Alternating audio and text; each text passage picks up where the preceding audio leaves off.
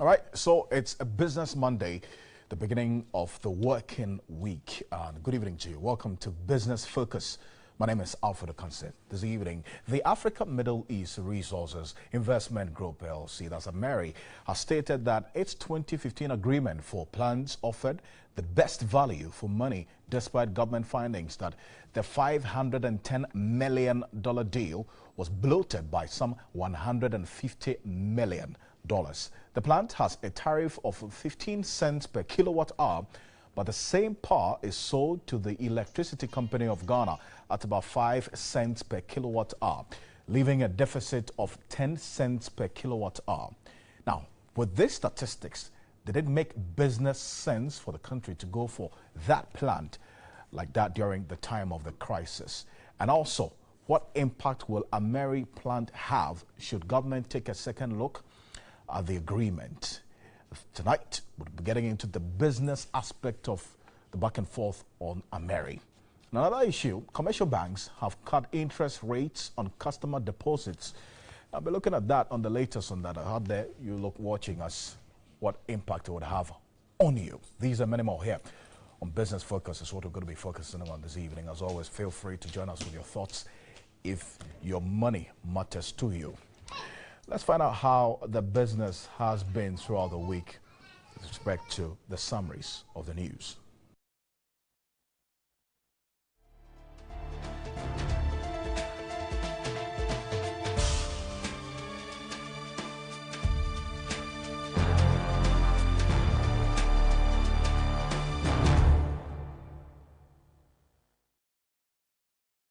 All right, so it's a Business Monday, the beginning of the working week. Good evening to you. Welcome to Business Focus. My name is Alfred Okanse. This evening, the Africa Middle East Resources Investment Group LLC, that's AMERI, has stated that its 2015 agreement for plants offered the best value for money despite government findings that the $510 million deal was bloated by some $150 million. The plant has a tariff of 15 cents per kilowatt hour, but the same power is sold to the Electricity Company of Ghana at about 5 cents per kilowatt hour, leaving a deficit of 10 cents per kilowatt hour. Now, with these statistics, did it make business sense for the country to go for that plant like that during the time of the crisis? And also, what impact will AMERI plant have should government take a second look at the agreement? Tonight, we'll be getting into the business aspect of the back and forth on AMERI. Another issue, commercial banks have cut interest rates on customer deposits. I'll be looking at that on the latest on that. Out there, you look watching us, what impact it would have on you. These are many more here on Business Focus. Is what we're going to be focusing on this evening. As always, feel free to join us with your thoughts if your money matters to you. Let's find out how the business has been throughout the week with respect to the summaries of the news.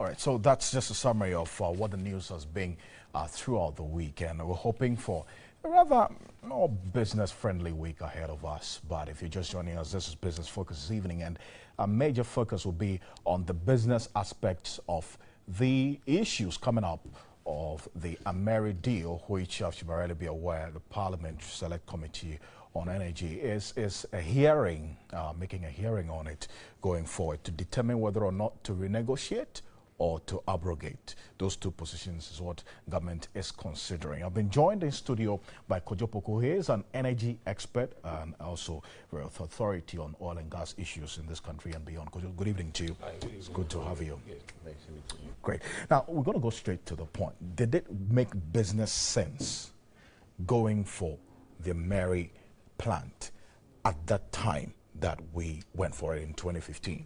No, in 2012. You see, Ameri deal was not gone in for. The Ameri plant came into Ghana in 2015, but you know that the transaction started way before. 3 years before the delivery.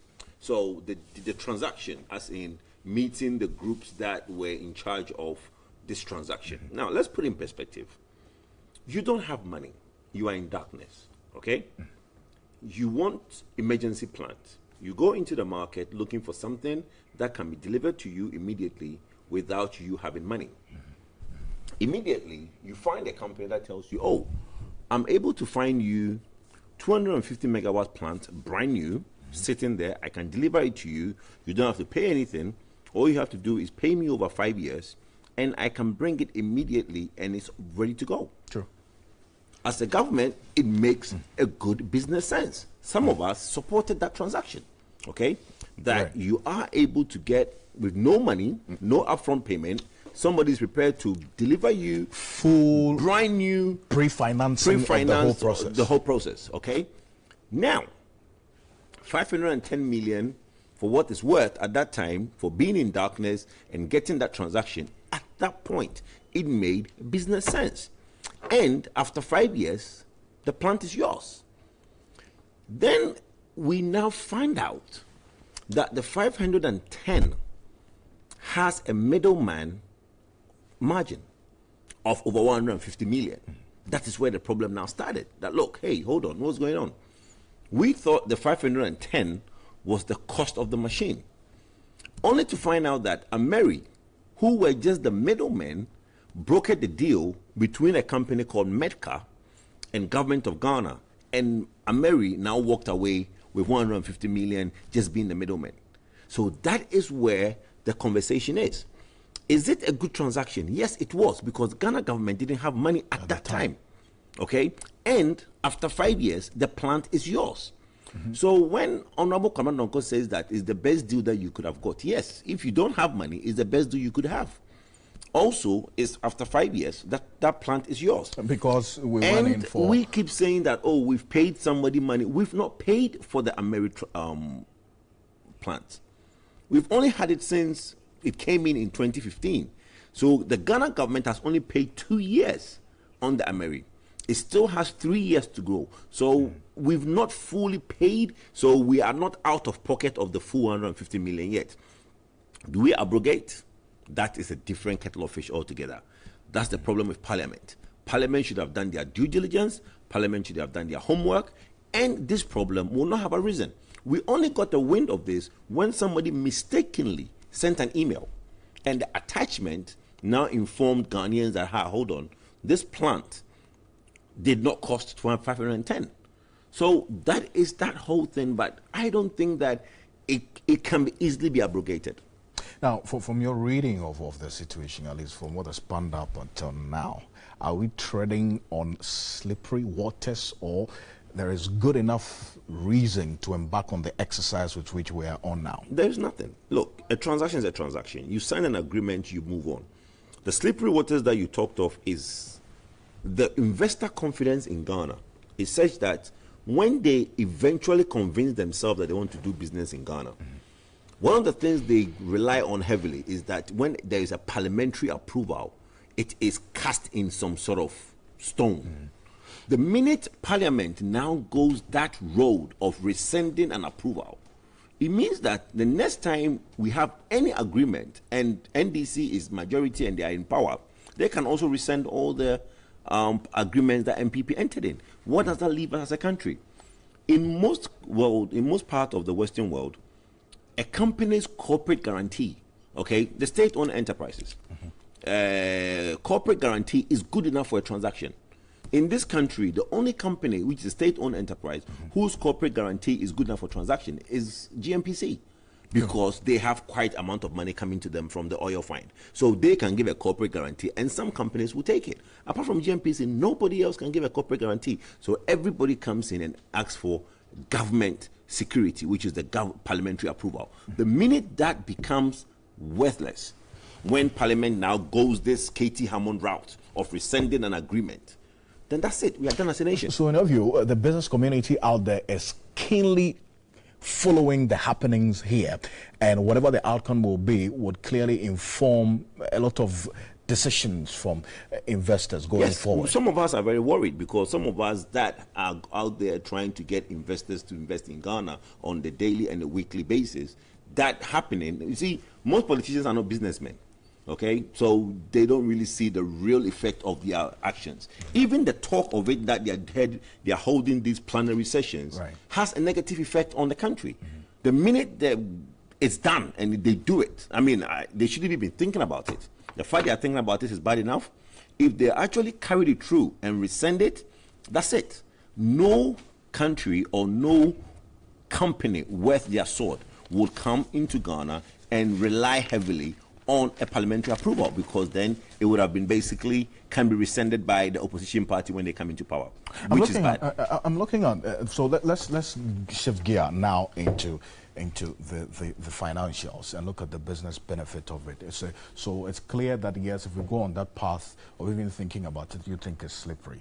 You recall that the VRA workers themselves raised issues with the tariff that Mary is charging, and then they having to pay ECG. So, for example, the plant has a tariff of 15 cents per kilowatt hour. It's not really up to 15 cents. It's just a little bit below. It's 14 point something. Yes. You can run it off to 15. Yes. But the same power it's energy is the capacity charge of 5.4. The capacity charge is about 5.4, and the energy is 9.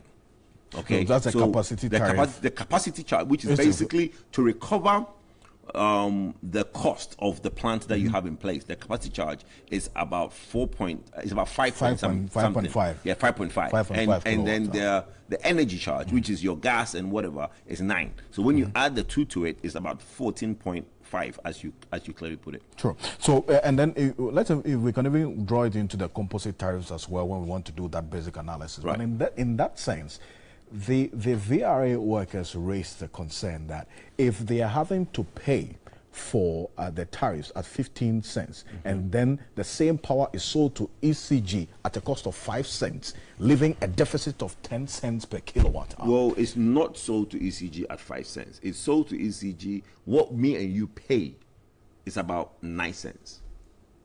What we pay as consumers, as far back as last year when His Excellency John Dramani asked in the May Day speech that whatever tariffs was increased in 1st January should be rescinded and brought back. What we now pay is around 9 cents. That was when the dollar to the cedi was a bit lower. So now that we are around 4.32 or 4.42, depending which rate you are using, then it's less than 9 cents. So, but the point you're trying to get across is this: there's under recovery. Okay, true. 14 cents or run off to 15 cents. 15 cents is how much? And Asogli is in the same boat. Asogli is also around 14 cents. Kapa has a capacity charge of about 6 cents, and that one too, it's also. So yes, if you look at how much we as consumers are paying and how much we are actually paying for some of these plants like Kapa, Ameri, and Asogli, there is under recovery. The only good thing that's why Katie Hammond will tell you, Honorable Kabradonko will tell you that it's a good deal, is that in 5 years, that plant is ours. Unlike the car power deal, where we are paying capacity charge of 6 cents, but in 10 years it will sail away. Let me go onto the telephone lines now. Ben Bachi is the Acting Executive Director of Africa Center for Energy Policy. Mr. Bachi, good evening to you. Thank you very much for joining us. It is, according to Kojo Poko, Ameri is a good deal in the sense that after 5 years, because we use the boot approach, would have ownership of it as compared to the other issues that have been raised about this deal. I find out your thoughts about this. Thanks for having me. I mean, if anybody who understands how that kind of plant works would know that after 5 years, you don't have, a plant that you can compare with any of the plants that we have. These are emergency plants. They are supposed to be filling in the gap when you so need it. So their durability is not the same as any landed plant.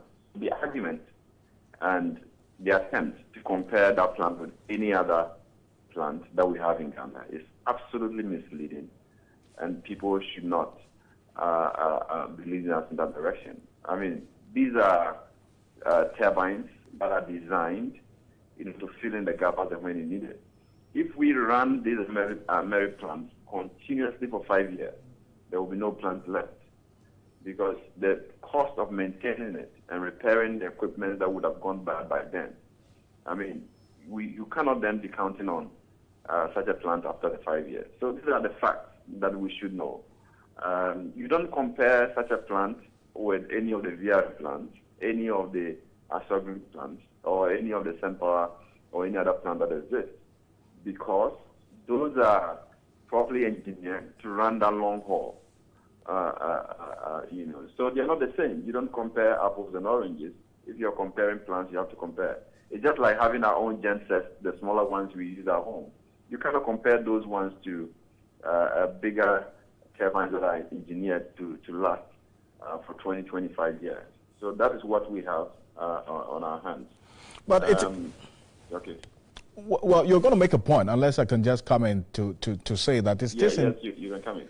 Yes, it is the case that if you look at the capacity tariff, for example, I've been doing some analysis in this case where the capacity tariff for Ameri is about 5.5 per kilowatt hour, and that is higher than the average approved capacity for the 9 plants that we have as installed now. This is about 4.4 per kilowatt hour. And then if you rank that together with the approved tariffs for the 9 comparable plants, it is indeed giving us some amount of value, would you say? Again, that is misleading. I mean, it's only for propaganda purposes of people who want to mislead the ordinary person on the street. You're talking about turbines that are built when you bring them in. It's just like the generators you have, on standby. You just bring them in, they're ready to go. The other plants that we are talking about, before you position them, you have to do the civil works, you have to do the construction work, you have to build houses and office accommodation for staff and everybody that will be accommodated around the plant. So all that costs are factored into the calculation of the tariff. What are we talking about here? Ameri was just brought in, and significant part of the balance of plant, the civil works, the roads, the transmission lines, everything was in place. They were just positioned around existing infrastructure built by VRA, and they were ready to go. Even water treatment is not part of the construction.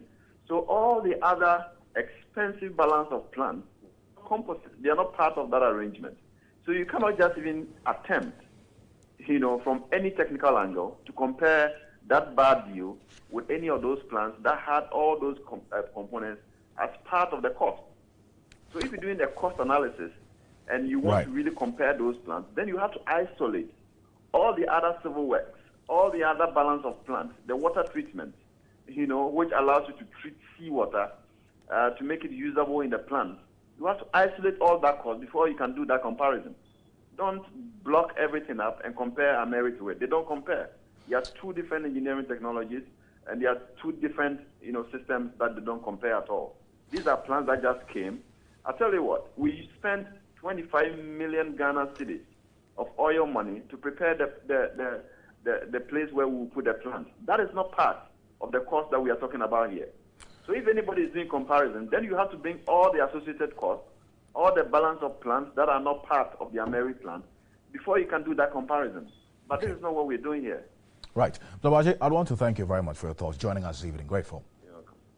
Membache is acting executive director of ASAP. He seems to have a point of departure with some of the things that you put out there. No, we converge on the same thing. I mean, I think it's the introduction you gave him that misled him a bit.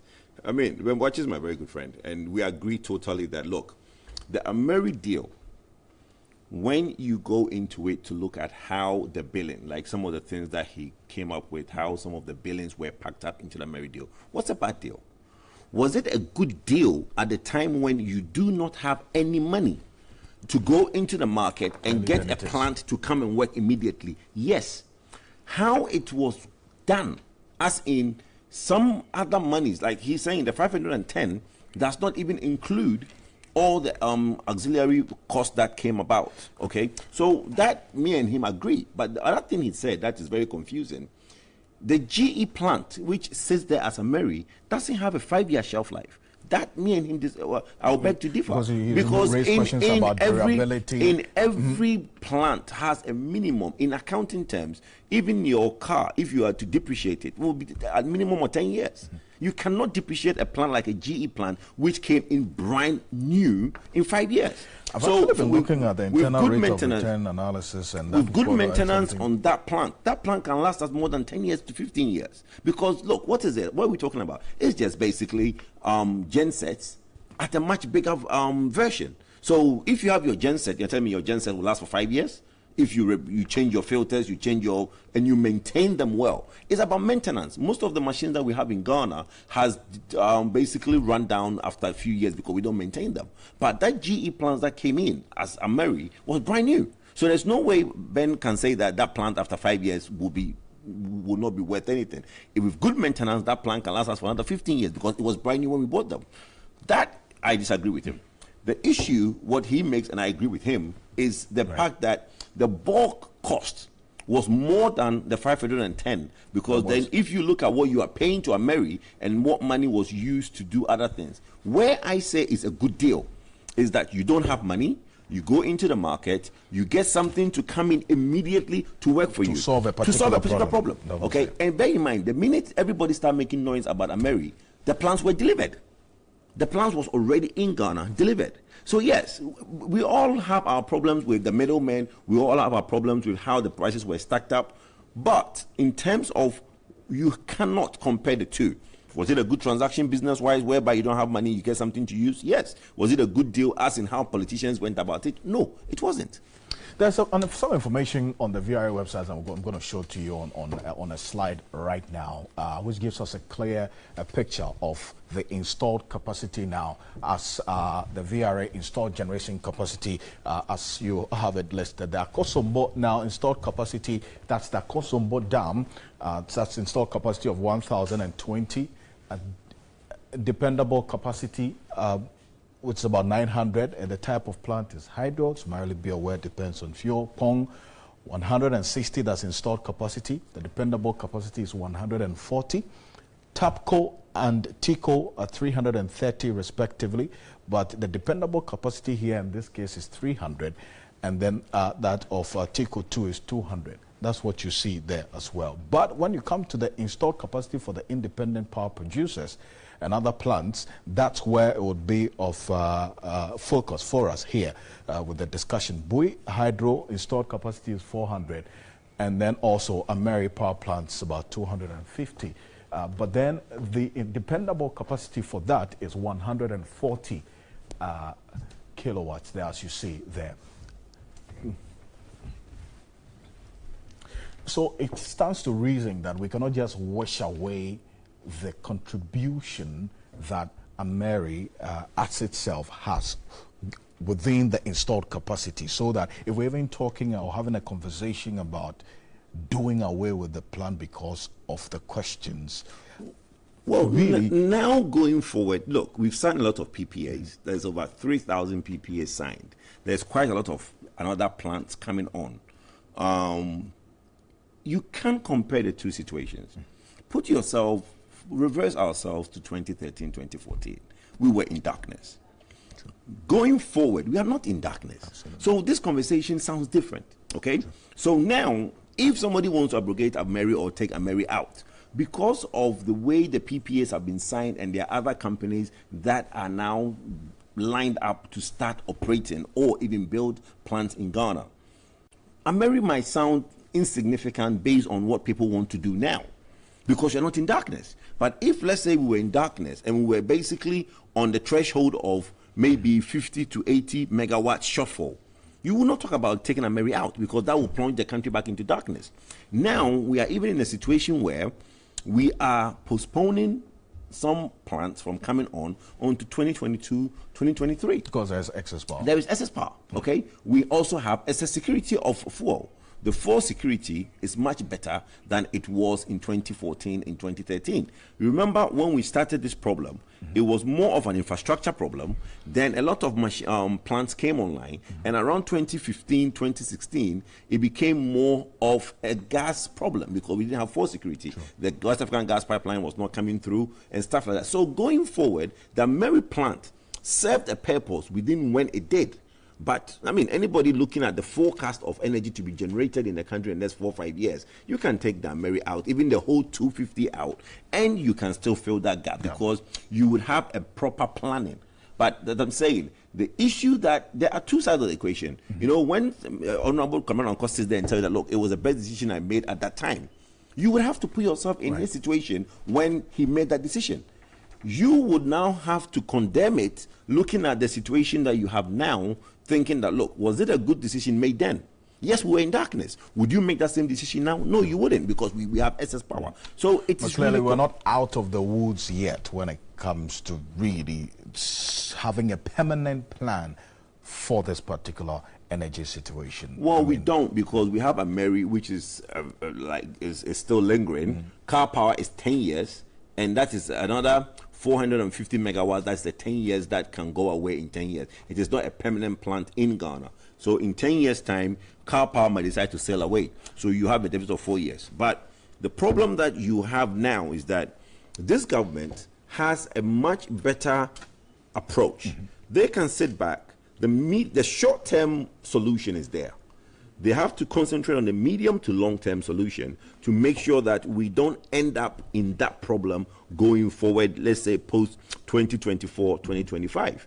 But for now, between now and 2023, we can comfortably sit back and say that, look, we would not really have Dumso again. But if somebody takes their eye off the ball and all the plans that are scheduled to come on post 2022 does not come on, in 10 years from now, we could be looking at the same Dumso problem again. I'm going to do this very quickly, and this is just a bit away from what we're discussing, but then it still bothers on business. The average base rate among commercial banks remained at 26.6% in September 2017, which is the same as recorded in August 2017. Now, the base rate is the lowest rate at which a bank would lend to its customers. According to the Bank of Ghana's annual percentage and average interest report, a survey of 31 banks indicate that Unibank still tops with the base rate of 36.8%, down from 39.5% recorded in August this year. So we're going to go on Skype now. Dr. Lord Mensah is a lecturer at the University of Ghana Business School. Doc, good evening to you. Thank you very much for joining us, if you can hear me. Hello, Dr. Lord Mensah, good evening to you. Fortunately, he's unable to hear us. Hello, sir. I think that the speaker is too, the volume is too low. Can you hear me now? Okay, speak up, please. Now, I mean, looking at the Bank of Ghana's report, does the percentage of reduction meet the expectations of the likes of you who are expecting the banks to respond to the policy rates reduction? Well, I think my camera will give you a bit of problem, but until I get closer to it, I won't hear you well. So if you can lift up your voice a bit. But what I can hear is that does the reduction in the policy rates across different banks meet our expectation? Right. Some of us were expecting a reduction, but then I presume that it is a gradual process. You know, the consistent reduction in the policy rate, which we are tied to the reduction in the Okay, so there's clearly a little problem there. I'm going to go for this quick break. We'll be back shortly. Someone to stay.